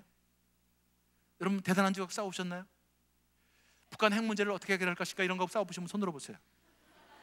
그런 건 안 싸워요. 왜? 감정이 안 상하거든요. 감정이 안 상하거든요. 그건 금방 타협할 수 있거든요. 금방 감정을 정리할 수 있거든요. 그런데 뭐가 기분 나빠요? 내가 치약을 가운데부터 짜지 말라 그러는데 계속 가운데로 짜요. 양말을 거기서 벗지 말라 그러는데 계속 양말을 거기다 벗어놔요. 발톱을 거기서 깎지 말라 그러는데 계속 거기서 발톱을 깎는 거예요. 전화를 내가 하면 먼저 끊지 말라 그러는데 계속 전화를 먼저 끊어요. 또 말투가 거칠어요. 눈을 또 치켜들어요. 이게 기분 나쁜 거예요. 너 나 무시해? 당신 나 사랑하는 거 맞아? 사실 이런 것 때문에 감정이 상하는 거예요. 그런데요, 부부관계는 가장 소중한 관계거든요. 이 세상에서 가장 소중한 관계가 부부관계거든요. 이런 관계를 뭐라고 하냐면 애착관계라고 그래요. 한번 따라서 할까요? 애착관계. 가장 기본적인 애착관계가 부모와 자녀의 관계, 애착관계. 가장 소중한 관계, 관계 중에서 가장 소중한 관계 애착관계예요. 그래서 애착이 잘 되면 떠남이 되는 거예요. 애착이 잘 되면 떠남이 되는 거예요. 근데 애착이 안 되면 뭐가 생겨요? 집착이 생기는 거예요. 잘 알아요. 애착이 안 되면 집착이 생기는 거예요. 그러니까 아이들이요, 자꾸만 매달려요. 이게 뭐 하는 거예요? 애착이 필요하다는 거예요. 애착이요. 그때 안아줘야 되는 거예요. 결혼하면요, 자매 중이나 아내나 남편이나 자꾸만 집착하는 경우가 있어요. 왜 그랬을까요? 애착이 안 되어 있었기 때문에. 어렸을 때 그때 남편한테 자꾸만 안아달라고, 나를 안아달라고 말이죠. 나를 좀 가까이 해달라고 그러는데 그 남편들은 짜증이 나니까 어떻게 밀어버리거든요. 다 큰 사람이 왜 그래? 그러면서 밀어내면 큰 상처를 받는 거예요. 그때는 어떻게 하라고요? 안아주는 거예요. 애착이 되면 비애착적인 행동이 활발해진다는 거예요. 애착이 잘 되면 떠날 수 있다는 거예요. 아이들도요, 애착이 잘 되면 떠날 수가 있어요. 애착이 안 되는 애들은 집착을 해요. 그리고 애착이 안 되는 애들은 어떻게 해요? 집착이 안 되면 나중에 어떻게 해요? 애착이 안 되면 어떻게 해요? 그렇게 매달렸는데 안 되면 어떻게 해요? 나중에 스스로 떠나버려요. 스스로 정리를 해버려요. 아이들을 키울 때 우리가 이 아이들한테도 이 아이들이 지금 잘 부모와 관계 속에서 기분 애착이 되는 걸 한번 살펴볼 필요가 있어요. 애들이요, 애착이 잘 되는 애들이 충분한 애착이 돼야 애들이 마음 놓고 떠날 수 있어요. 부부관계도 마찬가지고 어른도 마찬가지고요. 다 마찬가지예요. 이게 인생의 계속 주기에, 삶의 주기에 반복이 됩니다. 애착이라는 거 중요한. 그러니까 애착 관계 가장 소중한 관계인데 내가 그렇게 발톱을 거기서 깎지 말라고 발톱을 깎는 거나 북한 핵 문제나 동일한 의미가 있다는 거예요. 부부관계에서는요. 왜요? 내 삶의 의미, 내 존재의 의미. 여러분, 만약에 인도에서 핵실험을 한다면 우리가 그렇게 크게 신경 쓰나요? 별로 신경 안 쓰죠. 근데 북한에서 핵실험하면 지금 신경 써요, 안 써요? 써요. 왜요? 우리 삶의 의미, 우리 존재의 의미가 거기 달려 있으니까 그렇게 우리가 신경을 쓰는 거예요. 아내가 하는 것 때문에 남편이 신경을 쓰는 거예요. 남편이 하는 것 때문에 아내가 신경을 쓰는 거예요. 왜? 내 삶의 의미, 내 삶의 존재를 당신이 결정짓기 때문에, 당신이 내 삶의 의미를 결정짓기 때문에, 당신이 나한테 가장 소중한 사람이기 때문에 내가 힘들다는 거예요. 내가 외롭다는 거예요. 내가 괴롭다는 거예요. 이게 부부간의 갈등의 핵심이에요. 당신 나를 사랑하고 있냐는 거예요. 당신 나를 좀 이대로 인정해주면 안 되는 거야? 나를 좀 존중해주면 안 되는 거야? 이거예요. 이것 때문에 싸우는 거예요. 나는, 아내들은 그렇잖아요. 난 당신 하나 믿고 이 땅에 여기까지 왔는데 내가 계속 당신을 믿고 살 수 있는 건가요? 사실 그걸 하고 싶은 거예요. 남편들은요, 내가 이렇게 열심히 일하고 있는데, 내가 그래도 다른 사람보다 돈을 못 벌어다 주고 있지만 내가 최선을 다해서 일하고 있는데 그걸로 좀 인정해주면 안 되는 거야? 그걸로 나를 좀 리스펙트 해주면 안 되는 거야? 누가 세상에 나가서 누가 나를 무시해도 당신만이, 우리 가족이 나를 리스펙트 한다면 나는 살아갈 힘이 있어. 사실 이걸 얘기하고 싶은 거거든요. 그래서 여러분, 그 작년에 나온 그 연속극 중에 따뜻한 말 한마디라는 연속극이 있었죠. 예, 거기에 정말 대사들이 아름답다 그래서 내가 대사를 한번 읽어봤거든요, 인터넷에서. 그런데 그 대사 중에 한국의 여성 시청자들의 심금을 울리는 대사가 있대요. 그게 뭐냐면 이런 대사였어요. 그 김지수가, 그 남편이 누구죠? 지진인가? 그 남편한테 그런 얘기를 하더라고요. 나는 사랑 있는 노예로는 살 수 있지만 사랑 없는 왕비로는 살 수 없는 사람이야. 아내 여러분, 동의하세요? 나는 사랑 있는 노예로는 살 수 있지만 사랑 없는 왕비로는 살 수 없는 사람이야. 그리고 눈물이 글썽글썽해요. 그 장면을 보면서 이 땅의 여성 시청자들이 가슴 아팠다는 거예요. 공감을 했다는 거예요. 이게 아내들의 마음이에요. 사랑받고 싶다는 거예요. 내가 왕비처럼 살면 뭐 하냐는 거예요. 이런 좋은 집에 살면 뭐 하냐는 거예요. 아무런 의미가 없다는 거예요. 나는 당신의 사랑을 먹고 사는 사람이라는 거예요. 근데 만일 남자가 그런 상황에 있었다면 어떻게 얘기했을까요? 반대로 남자는 이렇게 얘기했을 거예요. 제가 그래서 그것 때문에 컬럼을 하나 썼는데, 왕비의 눈물, 왕의 분노라는 글을 썼어요. 왕이라면 이렇게 얘기했을 거예요. 나는 존경 있는 노예로는 살 수 있지만 존경 없는 왕으로는 살 수 없는 사람이야. 우리 남편 여러분, 맞아요, 틀려요?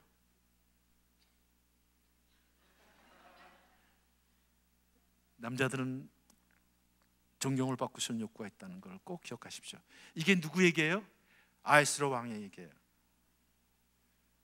127개 지방을 다스렸던 세계 최강국의 왕, 아하스로 왕. 그래서 어느 날 와스티를 불렀어요. 왜 불렀어요? 세계 최고의 미인을 자랑하고 싶었어요. 위로하고 싶었어요. 그동안 수고했다. 오랜 잔치 끝에 와스티를 불렀어요. 근데 와스티가 왔어요? 안 왔어요? 안 왔어요. 왜 안 왔을까요? 너무 피곤했으니까, 사랑했으니까. 그죠? 우리 남편이 나를 사랑하는데 내가 이렇게 애썼는데 내가 안 가도 우리 남편이 나를 이해하겠지. 세계를 품은 남자가 나를 못 품어줄까? 그런데 결과는 어땠어요? 성경에 뭐라고 나오냐면 중심에 녹아 부릴듯, 왕의 중심에 녹아 부릴듯 일어난 거예요. 어떻게, 뭐예요? 네가 나를 무시해. 네가 나를 무시해. 여러분, 이게 애착 관계입니다. 아무리 1000명, 2000명, 몇천 명, 10,000명 목회를 하시는 목사님들도요, 아내한테 불같이 화를 낼 수 있어요. 그룹 총수라도요, 직원들 얘기는 다 들어주는데 아내 얘기를 못 듣는 사람이에요. 자녀들이 얘기하는데 불같이 화를 내요. 이게 애착 관계예요. 이게 가정이라는 거예요. 이게요. 우리가 이거를 이해할 필요가 있어요. 서로가요. 남자들은, 여러분 남편들은 인정을 받고 싶어하는, 우리 아버지들은 인정과 존경을 받고 싶은 욕구가 있다는 것. 우리 어머니들은 뭐예요? 사랑을 받고 싶어하는 욕구가 있다는 거. 이거를 우리가 이해할 필요가 있어요. 다 그 이야기더라고요. 그 얘기예요. 그 아픔이더라고요. 놀라운 사실은 바울 사도가 그걸 아주 심플하고 명료하게 딱 한 줄로 정의를 내렸어요. 존경하고 사랑. 근데 존경하고 사랑하는 것이 부부관계에서는 매우 어렵다는 거예요. 그래서 그분은 마스터라는 말을 썼어요. 의지로. 그런데 그 앞에 뭐라고 썼냐면 그리스도께서 교회를 위해서 자신을 주신 것 같이 그렇게 사랑하는 거예요. 그러니까 십자가에 성육신하는 그 정도의 아픔에, 그 정도의 고통이 따르는 거예요. 남자들한테 한 이야기입니다. 그런데 그렇게 하면 어떤 일이 일어나요? 아내한테 존경을 받는다는 거예요. 아내들이 교회가 그리스도께 하듯 그렇게 순종하고 존경한다는 거죠. 이게 에베소의 아주 놀라운 이야기입니다. 그런데 에베소를 가만 보면 5장 18절에 성령 충만을 받으라 했거든요. 성령 충만할 땐 다 이런 일이 이루어지는 거예요. 그러니까 성령 충만, 우리가 은혜 가운데 늘 거해야 할 이유가 여기 있어요. 그러나 늘 우리가 성령 충만할 수 없을 때는 의지로 하는 거예요. 감정도 사라지는 거거든요. 감정은 변화가 심하죠. 또 호르몬도 끝나죠. 의지로 하라는 거. 이게 소토의 가장 큰 핵심이고요. 자, 요거 조금 시간이 갔는데요. 그래서 남자는 자기를 인정했을 때 목숨을 걸고 여자는 자기를 돌봐주는 사람한테 인생을 건다는 그런 카피를 제가 만들었는데, 저 말이 아주 그럴싸한 말인 것 같아요. 자, 대화 요 하나만 더 듣고요. 남자들은요, 소통하는데 대화가 참 중요한데 남자들은 해결책을 얘기해요. 그러니까 아프다 그러면 병원에 가봐 이런 얘기를 하거든요. 그런데 공감, 여자들은 공감을 한다는 거. 요즘엔 맞벌이 하는 부부들이 많이 있죠. 그래서 여자들이 직장 다니면서 힘들다 그래요. 오빠 힘들다 그러면 오빠들이 뭐라 그래요? 예, 그만둬. 너만 힘드냐 나도 힘들다. 자꾸만 해결책을 얘기해요. 여자들한테는 공감을 해줘야 돼요. 아, 많이 힘들구나. 회사에 누구 당신 힘들게 만든 사람 있어? 그러면 맞아 오빠, 응? 김 부장의 연자가 나를 힘들게 만드는데 아 이거 쫌팽이 같아. 그러면 야 그런 자식 있냐? 그거 듣고 보니까 그거 괘씸한데 다음 화요일 날 내가 휴가 내고 한번 갈게. 거기 어디냐? 그러면 아내가 그래 오빠 와서 손 좀 봐줘 그럴까요? 뭐라 그래요? 괜찮아 오빠 내가 알아서 할게. 그럼 다 끝나는 사건인데 말이죠. 그걸 꼭 해결책을 얘기해가지고. 남자들은 공감. 애들도요 아빠하고 대화를 해야 하네요. 여긴 참 착한 애들이에요, 그죠? 문제가 있을 때 아빠하고 얘기하는데 100명 중에 1명이라고 합니다. 통계를 내보니까. 근데 왜 아빠하고 얘기하냐고 하면 아빠들은 정답만 얘기한대요. 그리고 기분 나쁘게 했는데 야 이 자식아 쓸데없는 생각하지 말고 공부나 해마 그런대요. 공부하면 되는지 누가 몰라요. 공부가 안 되니까 지금 문제인데 말이죠. 아주 기분 나쁘게 얘기한대요. 그래서 아빠하고 얘기하고 싶지 않대요. 해결책을 얘기하지 마시고요. 공감, 그랬구나, 힘들었겠구나. 그래서 그걸 쿠나법이라고 그래요. 아 그랬구나, 힘들었구나. 자, 그 다음에 남자들은 사실과 정보를 주는 대화를, 여자는 감정을 숨겨놔요. 그러니까 이게 무슨 얘기냐면 남자는 말을 마음에 담아놓고 여자는 말의 마음을 숨겨놔요. 그러니까 말을 마음에 숨겨놓는다는 얘기는 말을 하지 않는 거예요. 그래서 아버지께 숙제를 내줘요. 아내한테 편지 쓰라고 말이죠. 그러면 아버지들은 한 줄로 써와요. 네 내 마음 알지? 나도 네 마음 안다. 여자들은 또 말의 마음을 숨겨놔요. 그래 놓고서는 말이죠, 뭐라 그러냐면 우리 남편이 말귀를 못 알아듣는데요. 남편한테 물으면 남편은 뭐라 그래요? 우리 아내가 무슨 말 하는지 모르겠대요. 아니 한 번은 저한테 그 부부가 와가지고 아내가 화를 내면서 그러는 거, 이 사람이요 내가 그렇게 스시가 먹고 싶다 그러는데 스시집에 데리고 간 적이 없대요. 그 남편이 있다가 당신이 언제 스시집 가자고 그랬어? 그래서 제가 이거 뻔한 얘기거든요. 그래서 자초정을 얘기해 보라 그랬더니요, 어느 날 아내가 와서 그러더래요. 우리 동네에 스시집이 생겼다고 그러더래요. 그 생겼냐? 그거 잘 됐구나 그랬어요. 사실을 확인해 준 거 아니에요? 어느 날 또 오더니요, 스시집에 주차장에 차들이 많던데 그 장사가 잘 되는 모양이구나 그랬대요. 또 어느 날 오더니요, 친구들이 가보니까 먹어보니까 맛있다고 그러던데 그거 맛있구나. 그래 가자고 그랬어요? 안 그랬어요? 안 그랬잖아요. 그 남편이 언제 가자고 그랬냐? 근데 아내는 뭐라 그래요? 왜 이렇게 말귀를 못 알아듣냐? 여러분 말귀를 좀 알아듣게 하세요. 보름에요 다리 밟지, 그런 쓸데없는 소리 하지 마세요. 다리 밟지 그러면 남편들 뭐라 그래요? 보름이니까라고 바로 사실을 얘기해요. 보름인지 몰라요? 다리 밟아서 뭐 하자는 얘기예요? 데이트하자는 얘기죠. 그러면 다리 밟으니까 데이트해요 이렇게 얘기하세요. 다리 밟지 그래 놓고서 여인간이 내 마음을 알아맞히나 못 맞히나. 여러분 남편이면 독심술가예요. 그 암호를 어떻게 풀어요? 여보 저기 예쁜 카페가 있다 해서 쓸데없는 소리 하지 마세요. 여보 저기 예쁜 카페가 있는데 당신하고 커피 한잔 하고 싶어 이렇게 얘기하세요. 이거 엉뚱하게 해가지고 말이죠. 또 애착 욕구가 있으니까 불안하니까 남편한테 여보 나 당신 사랑해? 나 사랑해? 이렇게 물어보면 되는데 그렇게 안 물어보고 또 이상하게 물어봐요. 당신 엄마하고 나 오물에 빠지면 누구면 더 건질 텐데 이렇게 또 물어봐요. 이것도 황당한 거 이거. 이걸 어떻게 알아들어 이걸요? 남자들은 바로 사실 분석으로 들어가요. 왜 두 사람이 빠졌을까? 어떻게 이런 상황이 일어나? 이 상황을 어떻게 타개할 것인가? 해결책을 좀 생각을 해요. 그래가지고요 어떤 남편은 이렇게 얘기했대요. 당신은 수영 잘하잖아. 우리 어머니 수영을 못하니까 내가 어머니 건지고 당신 바로 건질게. 자 이 대답에 만족해요? 만족 안 하죠. 바로 뭐라고 반응이 나와요? 이 인간은 물에 빠지면 나는 죽게 놔두고 엄마만 건진. 누가 엄마만 건진다고 그래서 엄마를 먼저 건진다고 그랬죠. 수영을 못하시니까. 얼마나 합리적이에요. 저한테도 이런 질문을 하길래 제가 뭐라고 그랬을까요? 야 골치 아프다 다 같이 죽고 말자 그랬어요. 참 이게 이렇게 하고 사는 거 보면 기적이에요 이거요. 하나님의 은혜 아니면 도저히 살 수가 없는 거예요 이거. 또 여러분 아내 여러분 말이죠. 여러분 남편들이 좀 여러분을 좀 가사를 좀 도와주고 그걸 원할 때가 있죠. 그러면 좀 정중하게 계세요. 남자는 리스펙트, 애들처럼 다루지 마시고요. 내가 힘드니까 여보 좀 저것 좀 정리해 줄래요? 좀 도와줄래요? 이렇게 얘기하세요. 그런데 기분이 나쁘니까 한번 남편이 힘들어서 안 해주면 바로 어떻게 접근하냐면 이렇게 접근하거든요. 당신 한 번이라도 나 도와준 적 있어? 그래요. 자 그렇게 접근하면 남편들이 기분이 좋아요 나빠요? 감정이 확 상해요. 그런데 감정이 상하는 가운데 상해서 상담의 감정을 읽지 못하면서 한 단어가 딱 들어와요. 어떤 단어가 들어와요? 한 번이라는 단어가 바로 들어와요. 바로 사실 분석으로 들어가요. 야, 한 번도 안 해줬다고? 지난달 해준 건 뭐냐?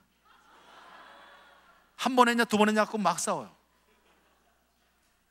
한 번도 안 해준 남자가 있어요?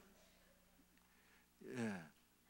한 번 했냐, 두 번 했냐 싸우다가 남편들은 얘기하다 보면 아주 비함적이거든요. 논리적이 않거든요, 아내가 한 얘기가. 그러니까 남자들 뭐라 하냐면, 야, 너랑 말이 안 되니까 밥이나 먹으러 가자. 밥이나 먹으러 가자. 그 대화가 안 돼요. 우리 아내 여러분들이요, 또 하는데 여러분이 감정이 상하면 끝내자, 이혼하자 그런 말을 할 수가 있어요. 그런데 절대로 그런 말을 하지 마세요. 정말 이혼할 생각이 아니시면 그 말 하지 마세요. 여보 이혼해. 그러면 남자들은 그 말을 들으면 기분 좋아요, 나빠요? 감정이 딱 상해요. 그러면서 그걸 뭐로 받아들여요? 사실로 받아들여요. 그래? 이혼하면 될 거 아니야. 여자가 너 하나냐? 지금 이혼하자는 말 속에는 어떤 감정이 숨어 있어요? 상황을 좀 개선하자. 내가 너무 힘들다. 그러면 그렇게 접근하시는 거예요. 그렇게 접근하는 거예요. 근데 엉뚱하게 접근해요. 그래서 감정이 상하고 관계가 자꾸만 이게 성격의 문제가 아니라는 거예요. 그러면서 자꾸만 이 어둠의 세력이요, 기름을 끼얹어요. 저 인간이 너를 무시하고 있으니까 너무 받아라. 용서하면 안 된다. 그게 밀값없이 까버리는 거예요. 그래서 문제가 생기는 거예요. 자, 공감, 감정. 여자들은 마음이 중요하고요, 그죠? 마음을 잘 이해해주는 거. 감정적인 존재니까. 자, 이건 그냥 차이는 다른 것뿐이지 우월의 개념도 선의 개념도 아니라는 사실 꼭 이해하시고요. 자, 여기 성격을 내가 하나 얘기하고 싶은 게 뭐가 있냐면, 성격을 얘기하는데요, 이런 게 있어요. 정리정돈을 잘 하면 안정감을 가는 사람이, 정리정돈, 나는 정리정돈이 잘 돼 안정감을 간다면 손 들어보세요. 됐죠? 자, 내려주세요. 자, 정리정돈을 잘하는 건 좋은 성격이에요, 나쁜 성격이에요? 아주 좋은 성격. 다 그렇게 하라고 배웠죠. 여러분 다 그렇게 하세요. 교회 가서도 칭찬받고요, 또 학교 가서 칭찬받고요, 회사 가서 다 칭찬받아요. 그런데 가정에서는 꼭 조심하세요. 특히 남자들이요, 가정에서는 꼭 조심하세요. 자, 가정에서 남편이나 아버지가 돌아오면 집안에 축제가 일어나야 돼요. 보호자가 오니까, 와, 아빠 온다, 와, 우리 남편이 오는구나. 그런데 아주 정리정돈을 잘하는 지각적인 남편이 오면, 아버지가 오면 집안에 경보 사인이 울려요. 떴다, 조심해라, 치워라, 치워. 막 그냥, 너 그 머리가 그게 뭐냐, 너 책상 책가방에 거기 있어. 그런 집 벌어져요. 굉장히 무서워. 정서적인 폭력입니다, 그게요. 그 집안에서 살인이 일어나고요, 그 집안에서 정신질환자가 나오고요, 무서운 일이 벌어져요. 제가 증거를 대라면 다 될 수 있어요. 무서운 일이 벌어져요. 제가 고위공직자들한테 강의를 하러 가는데, 한번 어떤 분이 저한테 찾아왔어요. 강의 끝나더니요, 드디어 알았다는 거예요. 이분이 지방에서 2달, 3달 만에 서울로 올라오는데, 자기만 오면 애들이 다 사라지는 거예요. 바퀴벌레 사라지는 거예요. 얼마나 섭섭하겠어요. 애들 보러 왔는데. 아들이 말해서 중학교 다니는 아들이 있는데, 그날도 가니까 아들이 없어요. 방에 들어갔더니요, 일기장이 딱 놓여 있었어요. 일장을 우연히 이렇게 열어봤는데, 그 일장에 뭐라고 써 있냐면, 오늘은 그자가 오는 날이다. 오늘은 그자가 오는 날이다. 얼마나 무서워요, 이거요. 굉장히 화가 난 거예요, 이분이요. 그런데 이유를 모르니까 참고 있었어요. 어떻게 이 문제를 풀어가야 하는지. 그런데 제 강의를 듣고서, 아, 문제가 이거였구나. 문제가 이거였구나. 근데 정리정돈하는 거 옳아요, 틀려요? 옳죠. 옳아요. 옳고 그름의 문제가 아니라는 걸 여러분들이 꼭 이거 하나 이해하세요. 여러분 가정이라는 거, 여러분 교회라는 거, 옳고 그름을 따지지 말라는 거, 그죠? 선악의 개념, 우열의 개념이 아니라는 것, 그걸 꼭 이해하셔야 돼요. 자, 여기 통즉 불통, 불통즉 통이에요. 저게요. 통하면 아프지 않고, 통하지 않으면 아프다. 이게 그 유명한 허준 선생님이 하신 이야기, 꼭 명심하십시오. 우리 아내가 아프면, 우리 자녀들이 아프면, 우리 남편이 아프면, 아, 지금 뭔가 소통이 되지 않고 있구나. 근데 자녀들한테 부탁하고 싶은 건, 여러분이 아플 때 여러분 부모님도 아프다는 것, 내가 아프면 상대방도 같이 아프다는 걸 항상 이해하셔야 되는데, 인간은 이기적이기 때문에 내 아픔만 생각한다는 것, 나만 힘들다고 생각하는. 그러나 여러분이 울 때 여러분 아버지도 여러분 어머니도 울고 있다는 사실을 이해하셔야 합니다. 그게 소통이에요. 소통의 모델을 보여주신 분이 누구예요? 예수님이시죠. 십자가 앞에서 다 이뤘다는 거, 관계 회복을 위해서. 남자로 태어나 결혼했다면 존경받는 남편이 되고 존경받는 아버지가 되고요, 여자로 태어나 결혼했다면 사랑받는 아내가 되고 사랑받는 어머니가 되라는 거죠. 그래서 왜 시대에, 마지막으로 이것만 하나만 하고 마칠까요? 왜 이 시대에 아버지 학교가 필요한가? 수평선교라는 것이 여러분 교회 사실 존재 이유 중에 하나가 선교죠. 그런데 놀라운 사실은 선교에 주력했던 나라들은 다 교회 문을 닫아가고 있다는 사실입니다. 영국 마찬가지, 호주 마찬가지, 미국도 마찬가지, 캐나다 마찬가지, 독일도 마찬가지고요. 대한민국도 지금 쇠퇴기에 접어들었다는 얘기가 나옵니다. 왜 선교에 크게 힘썼던 나라들이 교회 문을 닫아가고 있을까? 그 이유가 뭘까요?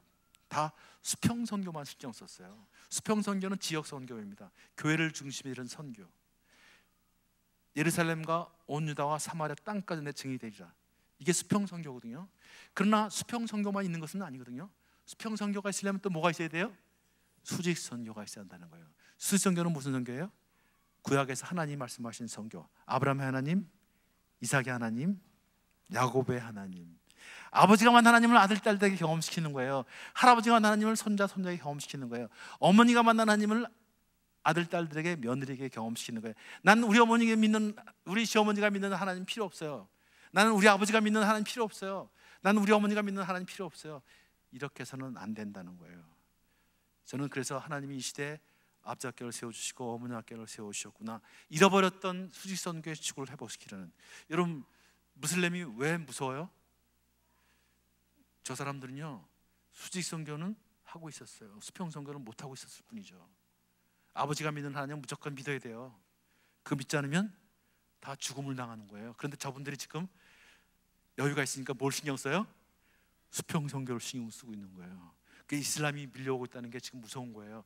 우리가 빨리 이 잃어버렸던 수직선교의 축을 회복시켜야 합니다. 그래서 이렇게 우리 청년들하고 같이, 자녀들하고 같이 예배 드리는 것이, 이런 것이 상당히 사실 중요합니다.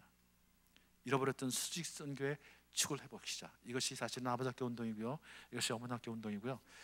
우리 목포 사랑의 교회에서 이렇게 아버지 학교를 또 후원해 주시고 이렇게 애써주셔서 정말 감사드리고요. 그것이 시대 가정을 회복시킬 뿐만 아니라 교회를 변화시키는, 한나라를 확장시키는, 또 나라 민족을 위해서 가장 필요한 일을 기억하시고요. 여러분의 행복한 가정을 꼭 만들어 주십시오. 우리 자녀들 걱정하지 마시고요. 인생에서 가장 아름다운 모험, 가장 아름다운 관계, 그것은 결혼입니다. 일단 결혼에 대한 아름다운 꿈을 갖고요, 여러분 한번 그렇게 준비하셨으면 좋겠어요. 여러분 행복하시기 바랍니다. 감사합니다.